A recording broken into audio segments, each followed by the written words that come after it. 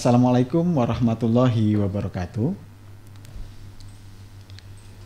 Sahabat religi Gunung Kidul, kembali lagi kita di podcast Bisaroh, Bimbingan dan Sapa Rohani Kementerian Agama Kabupaten Gunung Kidul. Bersama saya, Fakih Helmi Maulana, dan kali ini kita akan berdiskusi mengenai rukun dari puasa ini nanti. Telah hadir bersama kita Ustadz Masruri, penyuluh agama Islam fungsional dari KUA Kapanewon Karangmojo. Assalamualaikum Ustadz. Waalaikumsalam warahmatullahi wabarakatuh. Bagaimana kabarnya Ustadz? Sehat? Alhamdulillah Ustadz, kita sehat.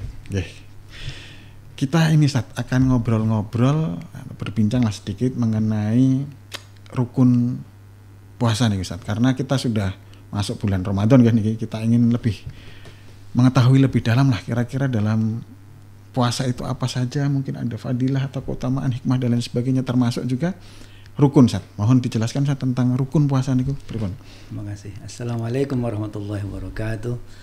Alhamdulillahirabbil alamin wa bihi nasta'inu ala umuri dunya waddin wassalatu wassalamu ala asrofil anbiya'i wal mursalin nabiyina Muhammadin wa ala alihi wa ashabihi ajma'in. Baik Pak Fakih, bahwa di dalam ibadah puasa itu kita harus memenuhi beberapa rukun. Nah, di antara rukunnya itu yang pertama adalah niat. Sebagaimana sabda Rasulullah, innamal a'malu binniyat. Jadi sesungguhnya setiap amal itu tergantung pada niatnya. Jadi niat ini penting sekali, karena salah niat itu nanti ibadah kita tidak diterima oleh Allah Subhanahu wa taala. Nah, di dalam implementasinya niat itu harus semata-mata karena Allah Subhanahu wa taala. Lillahi taala. Jadi rukun puasa yang pertama niat ya. Niat. Yang kedua ada rukun. Oh ya, yang kedua lupa saya. Jadi yang kedua itu adalah al-imsak. Jadi menahan.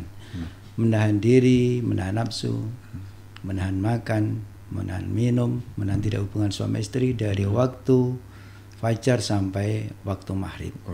Nah, kemudian niat puasa ini penting Mas Fakih, karena supaya apa, ada pembedaan antara menahan lapar dengan menahan lapar yang lainnya. Ya. Kemudian juga untuk membedakan puasa sunnah dan puasa fardu. Nah, begitu.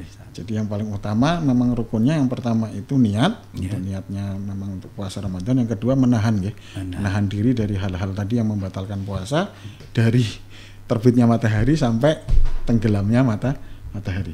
Kemudian mungkin kita mungkin minta dijelaskan, kira-kira ada hikmah atau fadilah apa yang kita dapat ketika kita berpuasa yang berkaitan dengan kehidupan kita di dunia nih Ustaz? Baik Pak Fakih, jadi ibadah puasa yang kita laksanakan itu tidak hanya hikmahnya itu untuk akhirat kelak, tetapi di dunia ini pun kita sudah banyak mendapatkan hikmahnya. Di antaranya orang yang berpuasa itu akan menumbuhkan kecerdasan sosial. Bagaimana tidak? Orang yang berpuasa itu kan dia menahan lapar, menahan dahaga. Dia merasakan bagaimana kondisi orang yang kekurangan makan, kekurangan minum. Sehingga akan tumbuh empati untuk membantu menolong saudara-saudara yang tidak mampu atau tidak memiliki kekurangan tersebut. Jadi itu menumbuhkan ini ya, jadi rasa empati kita istilahnya, kalau altruisme seorang itu jadi naik ketika kita berpuasa. Mungkin ada kalau dalam kehidupan di akhirat kan ada kaitan mungkin hikmah yang lainnya. Ya. Baik, di antara hikmah yang lainnya itu adalah puasa itu akan mengantarkan kita menjadi jalan mudah untuk meraih takwa. Jadi puasa ini adalah merupakan jalan yang paling baik untuk kita meraih ketakwaan. Coba kita lihat kalau bulan Ramadan itu semangatnya umat Islam, masjid-masjid yang tadinya kosong, kemudian kalau di bulan Ramadan mereka berlomba-lomba untuk beramal, kemudian mereka berlomba-lomba untuk mendatangi sholat taraweh, takjilan dan lain sebagainya. Kemudian yang berikutnya, hikmah yang lainnya untuk akhirat itu bahwa orang yang berpuasa itu akan mendapatkan pengampunan dosa dari Allah Subhanahu wa taala. Nah, seperti yang disabdakan oleh Rasulullah, man shoma ramadhana imanan wa ihtisaban ghufira lahu ma taqaddama min dhanbi. Jadi barang siapa yang berpuasa, siapa saja yang melakukan puasa, melakukannya puasa itu karena iman dan hanya mengharap pahala dari Allah Subhanahu wa taala, maka Allah akan mengampuni dosa-dosanya. Tapi puasa yang dapat mengukurkan dosa itu adalah puasa yang tidak hanya sekedar menahan lapar dan dahaga saja, tentu. Mungkin yang lain, Ustaz? Yang lainnya itu bahwa puasa itu juga merupakan benteng dari siksa api neraka. Sebagaimana sabda Rasulullah, innamas siyamu junnah yastajinnu bihal abidu minan nar.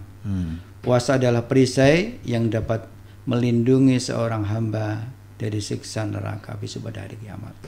Nah, coba kalau kita lihat di dalam perang-perang dulu itu ya, orang itu kalau mau perang itu tangan kirinya bawa perisai, kemudian tangannya ada yang bawa pedang, bawa tombak. Nah, ketika ada musuh yang datang untuk menyerang, maka dengan tamengnya itulah ia akan melindungi dirinya. Nah, begitu pula puasa kita itu nanti yang kita lakukan dengan ikhlas karena Allah, itu besok hari kiamat itu betul-betul akan melindungi diri kita dari siksa api neraka.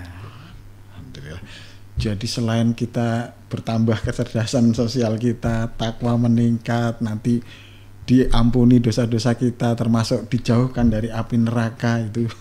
Semuanya itu termasuk dari hikmah-hikmah puasa. Mungkin ada hikmah lain, Ustaz, yang mungkin bisa mendorong kita agar ayo tambah semangat puasanya agar lebih sempurna mungkin. Apa malah itu? Ya, masih ada lagi Pak Fakih. Dan ini mungkin menjadi harapan kita nanti di akhirat ya.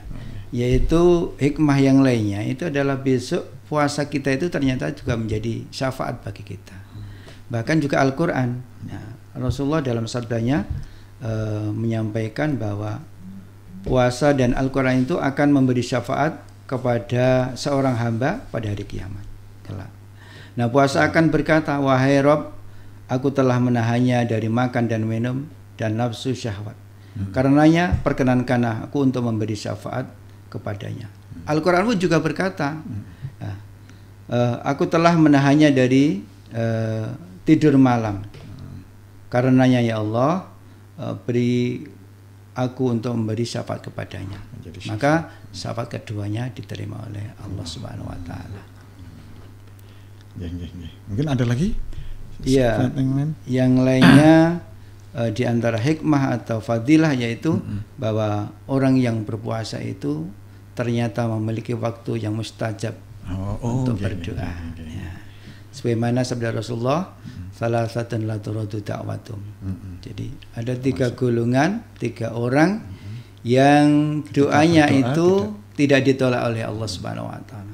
Kalau tidak ditolak berarti dikabulkan, diterima oleh Allah Subhanahu wa taala.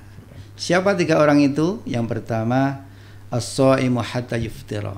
Jadi orang yang berpuasa sehingga ia berbuka. Artinya ketika siang hari kita berpuasa itu adalah waktu yang mustajab sekali untuk kita memohon berdoa kepada Allah Subhanahu wa taala. Maka manfaatkan untuk banyak berdoa.